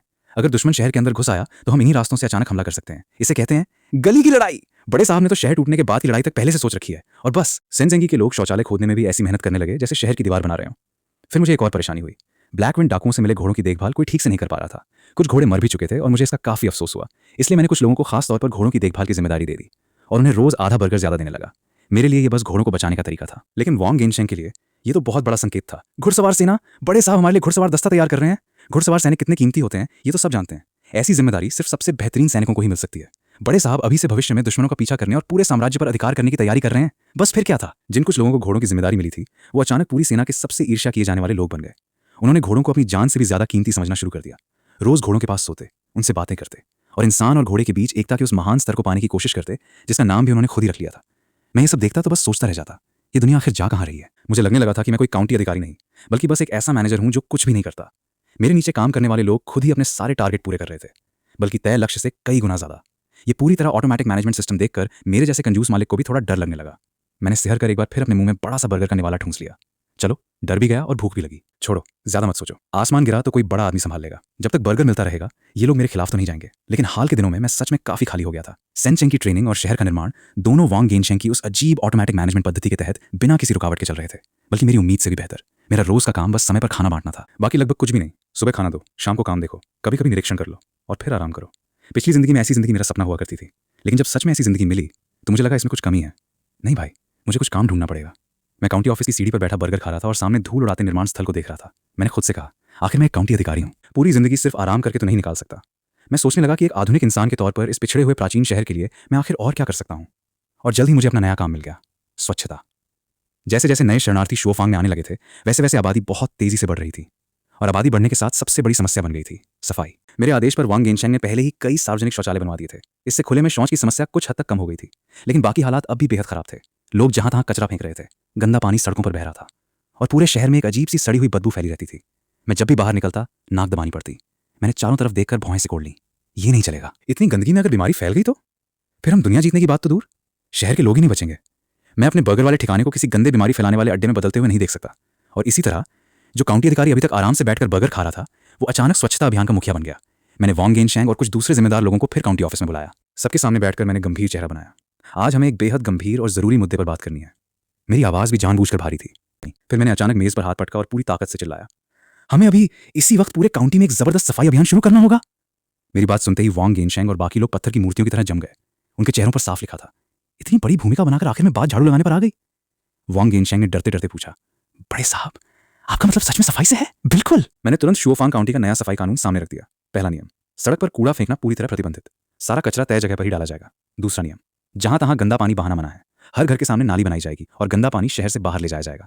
तीसरा नियम, एक पर्यावरण निरीक्षण दल बनाया जाएगा जो रोज पूरे शहर में गश्त करेगा। पहली बार नियम तोड़ा तो एक दिन सड़क साफ करनी होगी, दूसरी बार पकड़े गए तो 3 दिन सार्वजनिक शौचालय साफ करना पड़ेगा और तीसरी बार पूरे 1 महीने का खाना आधा। मुझे पूरा भरोसा था कि इन नियमों से इन लोगों की पुरानी गंदी आदतें हमेशा के लिए खत्म हो जाएंगी, लेकिन मेरी जोशीली स्पीच के बदले सामने सिर्फ खामोशी थी। सब मुझे ऐसे देख रहे थे जैसे पूछ रहे हो, बड़े साहब को आज हुआ क्या है? आखिर एक आदमी ने हिम्मत करके पूछा, बड़े साहब, इस सफाई का हमारी जान बचने से क्या संबंध है? मैंने लंबी सांस ली। मुझे पता था कि इन्हें सिर्फ सफाई का फायदा समझाने से बात नहीं बनेगी। इन्हें ऐसा कारण चाहिए था जिसमें युद्ध और रणनीति की खुशबू हो। मैंने गंभीर आवाज में कहा, तुम लोग समझते हो कि मैं सिर्फ गंदगी साफ करवाना चाहता हूं? सबकी आंखें चमक उठी। उन्हें लगा, आ गया बड़े साहब की गहरी योजना का असली अर्थ। मैंने धीमी आवाज में कहा, तुम लोग सिर्फ जमीन पर पड़ा कूड़ा देख रहे हो, लेकिन मैं उस कूड़े के पीछे छिपे खतरे को देख रहा हूं। सबके चेहरे गंभीर हो गए। मैंने आगे कहा, शुओफांग काउंटी अब हमारे लिए बेहद महत्वपूर्ण है। हमारे दुश्मन, चाहे युनझोंग काउंटी हो या उत्तर की बर्बर जनजातियां, हमारे शहर में जासूस और हत्यारे भेज सकते हैं। सबने एक साथ सिर हिलाया। और जासूसों की सबसे बड़ी ताकत क्या होती है? छिपना और भेष बदलना। एक आदमी ने तुरंत जवाब दिया, बिल्कुल। मैंने मेज पर हाथ मारा। अब सोचो, अगर पूरे शहर में कूड़े के ढेर और गंदे नाले पड़े हों तो कोई जासूस उनमें छिप जाए तो उसे ढूंढना कितना मुश्किल होगा। लेकिन अगर हमारा शहर बिल्कुल साफ सुथरा हो जाए तो कोई अजनबी या संदिग्ध निशान तुरंत दिखाई देगा। सबकी आंखें फैल गईं। वांग गेनशेंग के चेहरे पर अचानक ज्ञान की रोशनी चमक उठी। समझ गया, वो लगभग चिल्ला पड़ा। बड़े साहब सफाई के नाम पर शहर की जासूसी रोधी सुरक्षा व्यवस्था तैयार कर रहे हैं। बाकी लोग भी तुरंत मेरी योजना समझने लगे। उनके हिसाब से साफ सड़कें अब सिर्फ साफ सड़कें नहीं थीं, वे दुश्मन की हर चाल पर नजर रखने वाली पहली सुरक्षा रेखा थी। मैंने मन ही मन खुद को शाबाशी दी। लॉजिक पढ़ लो, फिर प्राचीन लोगों को बेवकूफ बनाना इतना भी मुश्किल नहीं। लेकिन मैंने यहीं रुकने का फैसला नहीं किया। मैंने कहा, साफ वातावरण सिर्फ दुश्मनों से बचाने के लिए नहीं है, इससे हमारी अपनी ताकत भी बढ़ेगी। अब तो सब पूरी तरह ध्यान से सुनने लगे। मैंने तुरंत अपने खाने पीने वाली व्यवस्था का हवाला दिया। हम ताज़ा खाना खाते हैं, ताज़ा पेय पीते हैं और शरीर में शुद्ध ऊर्जा जमा करते हैं। लेकिन अगर हम गंदगी के बीच रहेंगे तो दूषित हवा हमारी साधना को प्रभावित नहीं करेगी क्या? बस मेरी इस बात का असर पहले वाले तर्क से भी ज्यादा हुआ। ये लोग खुद को साधक और योद्धा समझते थे। उनके लिए शरीर और ऊर्जा की शुद्धता बेहद महत्वपूर्ण थी। वांग गेनशेंग तुरंत घुटनों के बल बैठ गया। बड़े साहब, हम समझ गए, उसने शर्मिंदा होकर कहा। हमने अब तक सिर्फ अपनी ताकत और युद्ध कौशल पर ध्यान दिया, लेकिन साधना के वातावरण को भूल गए। हमने आपकी गहरी योजना को समझने में गलती की। फिर उसने कसम खाई कि आज से सफाई के नियमों को सैन्य आदेश की तरह लागू किया जाएगा। जो भी नियम तोड़ेगा उसे वे खुद सबक सिखाएंगे। मैंने संतुष्ट होकर मुस्कुराया। काम बन गया। मुझे पूरा विश्वास था कि अब शुओफांग काउंटी पूरे प्राचीन साम्राज्य का सबसे साफ शहर बनने वाला है। लेकिन मेरे जाने के बाद वांग गेनशेंग और बाकी लोग फिर एक जगह इकट्ठा हो गए और उनकी नई मीटिंग शुरू हो गई। एक आदमी बोला, तुम लोगों को नहीं लगता कि बड़े साहब की सफाई योजना में इससे भी गहरा मतलब है? वांग गेनशेंग ने तुरंत कहा, बिल्कुल, बड़े साहब का कोई भी फैसला कम से कम 3 परतों वाली योजना होता है। सबने गंभीरता से सोचना शुरू कर दिया। फिर एक ने कहा, अगर शहर के अंदर सफाई होगी तो दुश्मन के जासूस शहर में छिप नहीं पाएंगे। उन्हें बाहर से निगरानी करनी पड़ेगी और शहर के बाहर खुला इलाका है जहां छिपना मुश्किल है। इसका मतलब दुश्मन की हर गतिविधि हमारी निगरानी में आ जाएगी। दूसरा आदमी चौंक कर बोला, बड़े साहब तो युद्ध का मैदान ही शहर के अंदर से बाहर ले जा रहे हैं। लेकिन उनकी कल्पना यही नहीं रुकी। उन्होंने सोचा कि हमारे सैनिक रोज अच्छा खाना खाते हैं, इसलिए स्वस्थ रहेंगे, जबकि दुश्मन गंदे वातावरण में रहकर बीमार पड़ सकता है। फिर सबने एक साथ निष्कर्ष निकाला, बड़े साहब दुश्मन की सेहत तक की गणना कर चुके हैं। उधर मैं अपनी सामान्य जिंदगी में व्यस्त था। मुझे बिल्कुल अंदाजा नहीं था कि मेरे पीछे मेरे लोग मेरी हर छोटी बात में कोई महान रणनीति खोज रहे हैं। इसी बीच शुओफांग काउंटी की तरफ एक साधारण सी दिखने वाली घोड़ा गाड़ी आगे बढ़ रही थी। गाड़ी के अंदर हल्के बैंगनी कपड़ों में एक नकाबपोश युवती बैठी थी। वो कोई सामान्य व्यापारी की बेटी नहीं थी। वो वर्तमान सम्राट ली फेंगी की छोटी बहन और साम्राज्य की राजकुमारी ली छिंझाओ थी। उसके साथ एक मजबूत शरीर वाला गंभीर चेहरे का अधेड़ आदमी बैठा था। वो दिखने में सुरक्षा दल का मुखिया था, लेकिन असल में वो शाही यूलियन गार्ड का कमांडर चेन छिंगजी था। चेन छिंगजी ने कहा, राजकुमारी, अब शुओफांग की सीमा सिर्फ 30 ली दूर है। ली छिंगझाओ ने आंखें खोली। स्थिति कैसी है? चेन छिंगझी ने गंभीर होकर बताया कि शुओफांग के आसपास हालात बेहद अजीब हैं। उन्होंने रास्ते में कई शरणार्थियों को देखा था, लेकिन वे दक्षिण की ओर भागने के बजाय अपने परिवारों के साथ उत्तर की तरफ शुओफांग जा रहे थे। जब उन्होंने कारण पता किया तो जवाब और भी हैरान करने वाला था। लोग कह रहे थे कि शुओफांग का नया काउंटी मजिस्ट्रेट किसी जीवित देवता जैसा है। वो शरणार्थियों को रहने की जगह देता है और उन्हें भरपेट खाना खिलाता है। यहाँ तक कि रोज मांस और सफेद आटे का खाना मिलता है। ली छिंगझाओ को यह सुनकर हल्की मुस्कान आई। लगता है कि नया मजिस्ट्रेट लोगों का दिल जीतना अच्छी तरह जानता है। लेकिन चेन छिंगझी को इस बात पर भरोसा नहीं था। उसके अनुसार इतना गरीब काउंटी अचानक हजारों लोगों को खाना कैसे खिला सकता था? और वे 3000 रहस्यमय योद्धा कहाँ से आए? उसे शक था कि शायद इस सबके पीछे कोई बड़ी ताकत है। हो सकता है उत्तर की बर्बर जनजातियां गुप्त रूप से उसकी मदद कर रही हों और शुओफांग में अपनी सेना तैयार कर रही हों। ली छिंगझाओ ने कोई जवाब नहीं दिया। उसने बस खिड़की से बाहर देखा। जितना वे उत्तर की ओर बढ़ते गए, जमीन उतनी ही सूखी और बंजर होती गई। गांव खाली पड़े थे। लोग भूख और गरीबी से बेहाल थे। ऐसे माहौल में अगर अचानक कोई जगह लोगों को भरपेट खाना देने लगे तो शरणार्थियों का वहां भाग कर जाना स्वाभाविक था। ली छिंगझाओ ने फैसला किया, हम खुद जाकर देखेंगे। उसने आदेश दिया कि शहर में प्रवेश करते समय उनकी असली पहचान किसी को पता नहीं चलनी चाहिए। चेन छिंगजी कुछ लोगों के साथ साधारण सुरक्षा दल का रूप धारण करेगा, जबकि बाकी सैनिक शहर से 10 ली दूर शिविर लगाएंगे। कुछ ही देर बाद शुओफांग काउंटी क्षितिज पर दिखाई देने लगा। लेकिन जैसे जैसे गाड़ी करीब पहुंची, ली छिंगझाओ और चेन छिंगजी दोनों की आंखें फैलती चली गईं। शहर के बाहर हजारों लोग निर्माण कार्य में लगे थे। उनके कपड़े भले ही पुराने और फटे हुए थे, लेकिन उनके शरीर मजबूत थे। कोई दीवार ऊंची कर रहा था, कोई खाई खोद रहा था, कोई सड़क बना रहा था और कोई जमीन समतल कर रहा था। हजारों लोग एक साथ काम कर रहे थे, लेकिन कहीं कोई अफरा तफरी नहीं थी। पूरा निर्माण कार्य बेहद व्यवस्थित तरीके से चल रहा था। चेन छिंगजी की आंखों में अविश्वास था। इतना बड़ा निर्माण कार्य, इसके लिए कितनी धन संपत्ति